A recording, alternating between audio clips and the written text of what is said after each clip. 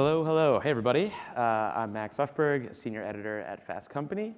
We are here today to talk about one of the most exciting and fast-moving areas in AI, Agentic AI. So unlike traditional chatbots that wait for prompts, these systems can sort of plan and execute tasks on their own. The sort of ambitions are very high, the money's high, everything's high. Jensen Huang recently, Nvidia CEO, said AI agents could be a multi-trillion-dollar opportunity. And I'm joined here by three leaders sort of at the forefront of this. Gautier, the CEO of H Company, Arvind, Jain, founder and CEO of Glean, and Grant Lee, co-founder and CEO of Gamma. Let's get a round of applause for our panelists. I would say, together they bring expertise in enterprise search, productivity platforms, new interfaces for human-machine collaboration. And our discussion will explore what Agentic AI means in practice, where the tech stands, how it's reshaping work, all sorts of good stuff. So to start, let's sort of do some table setting here. Excuse me. Grant, maybe we could start with you. What does Agentic AI mean for your company? Specifically, like, how do you define it, and how is it shaping customers' workflows? Yeah. So today's actually a really big day for Gamma. We're launching our first agent. We believe it's actually the world's first design agent. For anyone that's ever spent a late night working on a PowerPoint deck, trying to format things, get the right layout, we're trying to build Gamma for you. The way we think about Gamma as an agent is as if you had like an expert design partner sitting right next to you, helping you every step of the way. So you can tell our agent to, hey, look at my entire deck, give me suggestions, offer me better ways to tell my story. And then Gamma, on your behalf, can make all those design changes for you. We think of it as really trying to save everyone here time so that you're not stuck doing the mundane, tedious tasks and can actually focus on the content itself. Anybody else want to jump in? Just a quick primer on your... Yeah, I think for us at Glean, so first, internally within our own company, the way we think about agentic AI is you take every individual inside the company, look at the key tasks that they perform, pick the ones that they don't like to do, but they have to do repeatedly, and then you figure out how do you build an agent, for them to do, to that, like offload, that work, from them. And so Glean as a platform, we are a general purpose agentic platform for your enterprise. Our system connects with all of your internal enterprise systems. And one thing that gives to you is a very general purpose agent, which is, think of it as a superset of ChatGPT. It knows everything about your company, and you can sort of really use it as a companion, as a personal companion, and start to give it tasks that you do on a periodic basis, and it's going to actually start doing it for you. It actually learns from you. It knows how do you do those tasks yourself, and then actually starts to take that and combine AI with it to actually do those tasks for you from that point onwards. But the idea of with Agentic is that you're trying to actually take these tasks which require a lot of repetition, which requires a lot of software, but also requires some amount of human judgment. And that's the new thing, which is it requires some human judgment, and you're actually able to bring that through an agent that you build on our platform or any other platform for that matter. Yeah, maybe, I totally agree with that. I think to us, you have like grandparents AI, which is like Q&A. I'm asking a question, I'm getting an answer that we all know. And then you have that connected to API, so it's like a bit better because it's going to know where to do things, search data, or interact with systems. And then you have agents that are doing end-to-end tasks, which is a bit better. But then, to me, agentic AI is really about taking initiative. So as you say, an agent that understands your company, understands its people, and can augment humans is for us the definition of agents. And for us, our little secret is computer use, because companies where we deploy have legacy stacks with a lot of complex software, and you have two avenues. Either you improve everything, replace the legacy software, and you spend maybe 20 years doing that and the world has moved, or you use what's existing already, which is like interfaces that humans use. And that's the way we do it is by using interfaces that exist already and having an agent click and scroll and type. Obviously, it can do a lot of things in the back end as well. But yeah, I would, that's the way I would define agentic AI in 2025. Everything in AI moves so fast. Where are we now? You know, if you zoom out sort of beyond just your companies, specific to Agentic though, but like where are we on the sort of maturity curve, and what's real, what is still, what's hype versus progress, I guess. Arvind, we could start with you. I think AI is already super powerful, especially in the last 6 months, I would say, with the latest thinking models. The capabilities have actually gone to a whole new level. Even our own product that we build, you know, last year I would say it used to feel like a really, you know, really smart search engine with some great AI, you know, summarization and synthesis capabilities. But today when I use Glean, it actually feels like a collaborator, a colleague of mine. It doesn't feel like technology, it actually feels more human to me. So there is real progress, you know, when it comes to models, you know, out there, and businesses are actually able to increasingly leverage it for real results. A lot of business value is being added, like across different departments. For example, if you look at engineering, a lot of code now is being written by AI. If you look at customer support, many customer cases now are automatically getting resolved with AI. If you look at your sales teams, the way you actually prospect, the way you follow up with your customers, a lot of that work is actually significantly not just like, you know, being, you know, done by AI, but actually done in a way which is better than what humans could do before. Because AI doesn't get tired, AI doesn't miss things, it, you know, doesn't forget anything. And when it works, you know, along with humans, you actually get much better results for whatever you're trying to do. So progress is being made, but I think at the same time there is a narrative of, well, like it's not working. Like 95% of all projects are failing, which is also true. Like, you know, it does require a good amount of work to actually build an application or an agent inside your enterprise, which is actually production ready. So you do have to invest. It's not automatic yet, like in terms of you just say what you want and it actually happens for you. You have to actually go and iterate and spend some more time. But if you do that, then you actually absolutely see big results. Yeah, I totally agree. I think, you know, there's obviously a lot of hype on social media. People are talking about this sort of progress in the sort of time frame of months, but the reality is I think we're still early.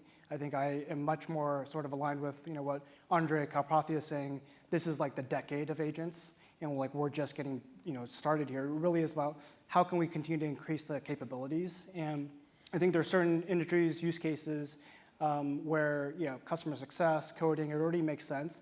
And in those specific use cases, there's already great failover where if the agent isn't able to do a specific task, the human still is very much in the loop, can take over, continue to refine. And those instances is a great partnership.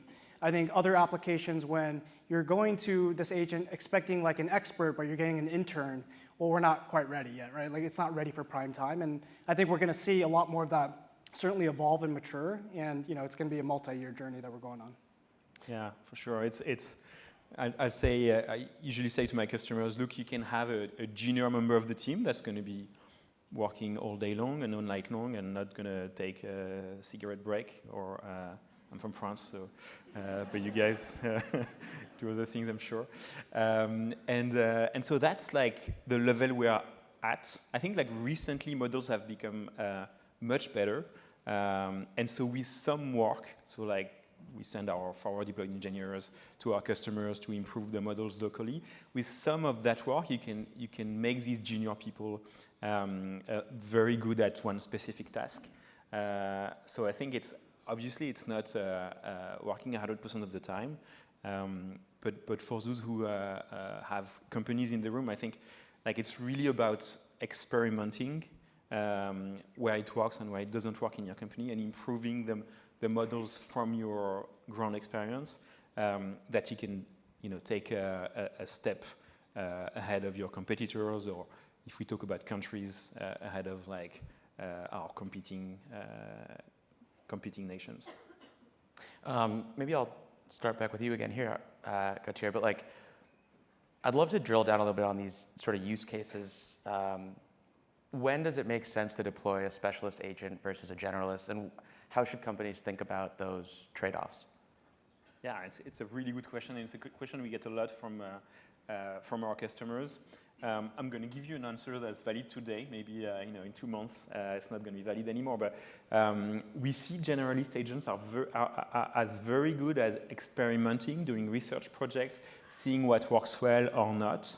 Maybe getting to the 60% of what you need, roughly. And specialist agents, a bit like human actually. Like if I put you tomorrow in a very specialized company, you might be doing a lot of things because you are a smart human, but then you need to be specialized a little bit. And I think it's very similar with agents. You get from 60 to 90 or 99 or 99.9 with specialist agents. But generalist agents are already getting you there. And there are a lot of workflows that 60% is actually much better than what you are doing today. So, yeah. If AI is taking initiative, what are the skills that workers need to thrive alongside it, and how do employees become effective managers of autonomous systems? We'll start with you, Frank. Yeah, so the way we think about it, for anybody that's trying to bring AI into their company, the funny thing is it's almost as if like everybody in the company now gets to be promoted to manager. And why is that? Well, you think about all the skills of a great manager. They can help set great context, explain the why. They can really provide structured guidance. They know what the desired outcome is, and that's exactly what you need when you're trying to interface with AI. If you give AI vague instructions, the output's going to be crap, right? But if you can start thinking about, okay, how can we actually work with AI? I actually think AI 101 is much more like management 101. If we can train people to be good managers and all start thinking about being a good manager, we can unlock way more, right? So if we have good communication skills, structured writing, the ability to communicate in those ways, you can just unlock way more. And I think those are the skills. We got to go back to the fundamentals. Yeah. I would also say that it's actually hard to even figure out what AI can do for you. And there's a lot of need, before you can become, before you acquire, the way to acquire all these skills to be very effective in the new AI-driven world is first you got to use AI a lot. And you have to use it on a day-to-day basis. You have to build that instinct to actually, whenever there's a new task in front of you, have that curiosity that, hey, can actually AI do it for you? Don't make a decision or determination that, well, this is something that AI cannot do and I'm not going to actually even try. So that's the first thing that I feel like everybody has to change, which is shifting the mindset to that, I'm going to use AI first to do whatever I'm trying to do. And we've seen that, and for that to happen, in an organization, you have to also ensure that you give tools like that to your employees. Simple, easy to use tools. Like today, for example, everybody is very familiar with Google and with ChatGPT. And so even giving those tools, or if you give Glean, which is your company version of ChatGPT, that knows everything about you and your company, your data, your information. So giving simple tools which are general purpose that you can use for any task, that is sort of how you actually drive education to happen first. And then, once you've used it enough, that's when you sort of start to get into that manager role that you mentioned, which is that, well, now I know how to actually use these systems. I can actually think of AI as a team. I have a team of assistants, my chief of staff, my colleagues, my coach. You can sort of use AI in all these different ways. And that's, you start to learn that as the more you use AI inside the company. Yeah, exactly. I think management skills for machines is a new skill. Yeah. So giving directions, monitoring the impact, giving feedback, these are important things to learn how to do with AI. I think also because you get a lot of things that you used to do that are going to be done by agents. Also, refocusing on what humans are very good at is important, and it depends on every human. But before, it was maybe 10%, 20% of your time, the things we were very good at, and the rest of the time you were responding to emails or clicking online and doing stuff between like software and Excel, and so that was less important. But now I think it's much more important to understand that there are some general skills like creativity, empathy, vision, judgment that are important. And then I think we all have like our specific skills that are much more important now to develop than ever. And I think that's like short term. Longer term, we'll have less and less the management skill for AIs. We are starting to see zero prompt AI, so just human augmentation. Obviously, 99% of the agents right now, you need to tell them what to do, usually by like asking them, putting some text. We've released the no prompt agents, and we are seeing users liking much more, because usually that's how you interact in real life. If I want to eat a burger in New York, I'm not going to like write it somewhere and get an answer back. I'm going to talk to a human, or I'm going to just show it, or I'm going to... So I'm seeing that trend of like managing AI to be temporary, human augmentation to be longer term, and therefore focusing on skills that are like very specific to humans and very specific to individuals, I think is really important. As you mentioned, we're now approaching this zero prompt territory. So these skills like empathy, creativity, communications are really important right now, and they probably will be in the future too. But how do you see that human-machine boundary evolving as these systems gain autonomy, and how do we continue to evolve alongside that? We could start with you, Arvind. Yeah, so I think first it's very unclear what the future looks like. It's true that a lot of things that we do today is going to be done by AI in the future. And so what does our role become, in that new world? Are we managing AI? Are we reviewing its work? Or is it something different? I think I would just say a high-level observation, which is more like maybe even just a wishful thinking or a desire, is that first that we are in charge of of AI, not the other way around. And I think like from a point of view of how work is going to happen, we do feel like there's going to be a lot more independence that AI is going to have. One of the things that I think you're hinting at is a lot of times AI today is fully reactive. I mean today if you want to get something done with AI, you actually go to AI, you go to a particular agent or a software, you ask it to do some work for you. The future is going to be different, where AI is actually going to be a lot more proactive. Even as an individual, you're going to have a personal companion powered by AI, which sort of fully understands you, your work life, your personal life, and is continuously sort of helping you become more efficient and more effective in your work. So that's the world that we are heading towards. But I still feel like ultimately our skills will continue to be it'll be around direction. We're going to be the ones still directing AI either on a daily basis or at a more higher level, where you sort of tell AI to do certain things for you over the course of 3 months, and it sort of does it autonomously. But ultimately, I think humans hopefully are going to be driving AI in that way, not the other way around. Yeah, I mean, totally agree. And to add that, I think right now, when I think about just the biggest bottlenecks or the biggest bottleneck, it is behavior change, because we're all given this powerful piece of technology. How do we actually incorporate it into our daily work lives and use it effectively? And I think we're also trying to figure that out. I think about the analogy as in a movie where you're a superhero and you see the superhero getting their superpower for the very first time. The very first half of the movie is about that superhero being super awkward, right? They're trying to know how to use his power. They oftentimes forget they even have the power. And then the second half is like something finally clicks. I think we're all in this super awkward period right now of like learning how to actually use AI, but we're going to get there, and then one day it'll click, and then all of a sudden the magic really happens.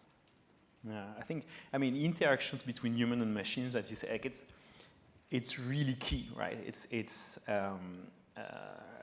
Because building great technologies is not really useful for the world if it's not being used in real places, meaning like legacy companies, governments, everywhere where you have already an existing organization.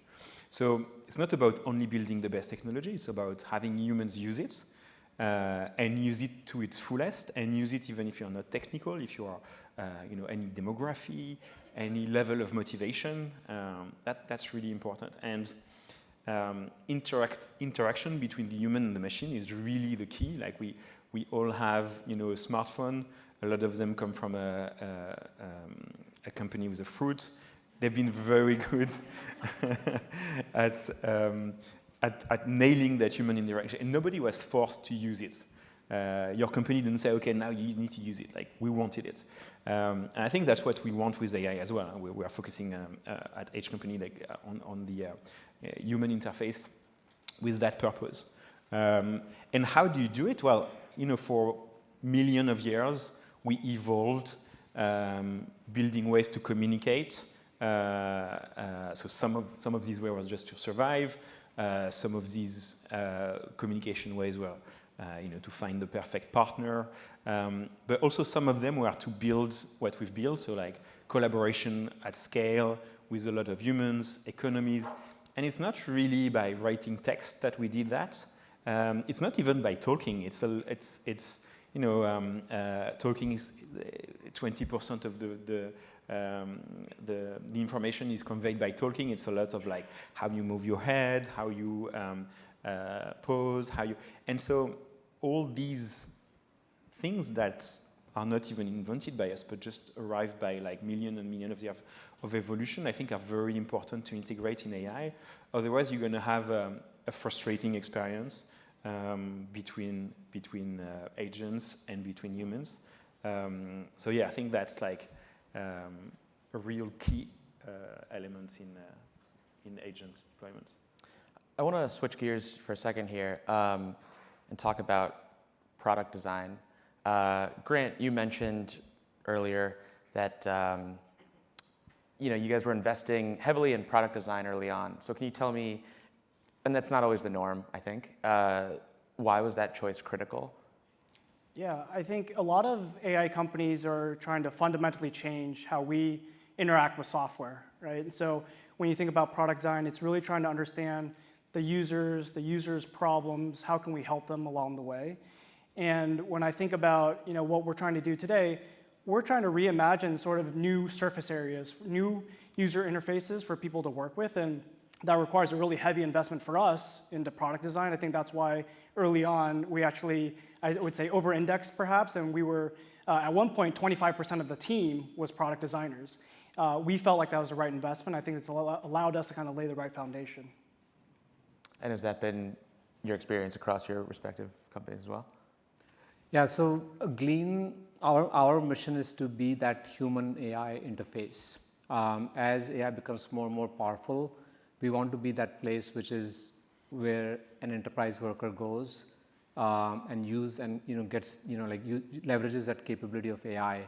So a lot of our work also goes into how do you like get people to sort of feel motivated to do that, use AI more, and how do you also build experiences where AI actually comes to them as opposed to you seeking it for help, because in every company and every large enterprise that we've worked with, there's a small set of people who have the curiosity and who are going to actually go and explore the frontiers of the product, try to do a lot of things with AI, but most of them don't even discover 90% of the features that we build in our product. And so it's actually really important to focus on that. You have to, as you build capabilities, and AI gives you sort of this really amazing platform to build unbounded set of capabilities in your product. How do you make it bring them to life? How do you actually understand users, what they may need in a moment, and bring those things to them automatically? that's a key focus for us as well. So product design, I think, is everything right now in terms of like if you want to have maximum success with your products in the enterprise. Yeah. These interfaces. I mean, maybe we should invest more in design. I'm impressed by the amount of designers you have, but I think it's really key, and there are many ways to do it. The way we do it is a lot through experimentation. So hack days, hackathon, hack weeks, where people have ideas, and sometimes it's hard to bring them to management. So we give them like full autonomy for a couple of days to invent stuff. And actually, a lot of our product is coming from these ideas. So to give you an example, someone thought that the less technical person in our company was the HR manager, and was like, okay, I need to build something for her. And she started to iterate, and she ended up with a way to build agents in like 2 or 3 seconds, and building a lot of agents and having a farm of agents with someone like building them who is not technical. So that's like one part of our product. I mean, there are many ways to do it, I think, but it's really an experimental field. Let's look at that interface. Do humans like it? Do they not like it? Let's iterate. Let's find crazy ideas. Voice interfaces are big ones as well for us. So yeah. We are not at time, but close. But I have a lot of questions still. So I'm going to maybe kind of rapid fire a few at you guys. How do you envision these agents interacting with one another, like across different platforms? Is it sort of an open ecosystem, or more sort of fractured? We'll start with you again, Gautier. Yeah, I think right now it's definitely fractured. Like if you go to a legacy company, you're gonna have like systems from the 70s, the 80s, and 90s. You're gonna have Excel spreadsheets that nobody understands that are running the parts of the business. So it's really fractured. That's the reason why we use computer use, so like ways for AI to see what the human is seeing and clicking and everything, instead of doing everything in the backend with APIs or RAG or MCP. I think it's going to evolve towards something less fractured, but it's going to take a while. And I think it'd be a mistake to wait for the perfect stacks to start to doing AI, because it's going to be fractured for a long time.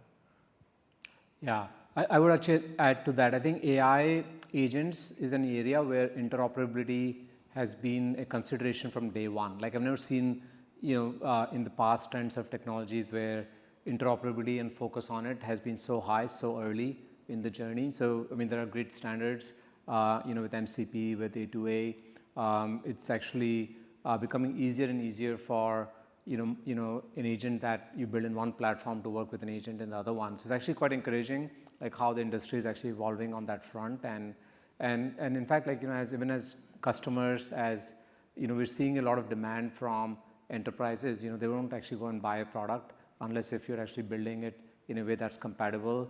It's built in a way where agents that they build in another platform are able to actually leverage what you provide to them. Because for businesses, this is actually extremely important. In many ways, technology is becoming a bigger and bigger part of your organization. Before, you used to use technology as software that like helps you do some things, but now you're actually taking entire business processes. You're taking things that your people used to do, and you're doing it with AI.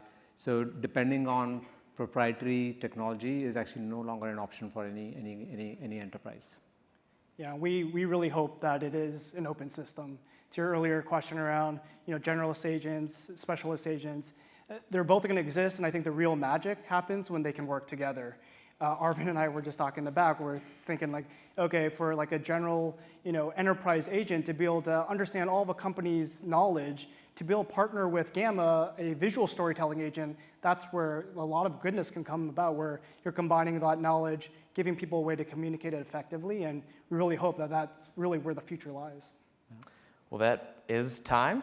So thank you all so much. Thanks for listening, everyone. And stick around. We've got more good panels coming up. Thanks.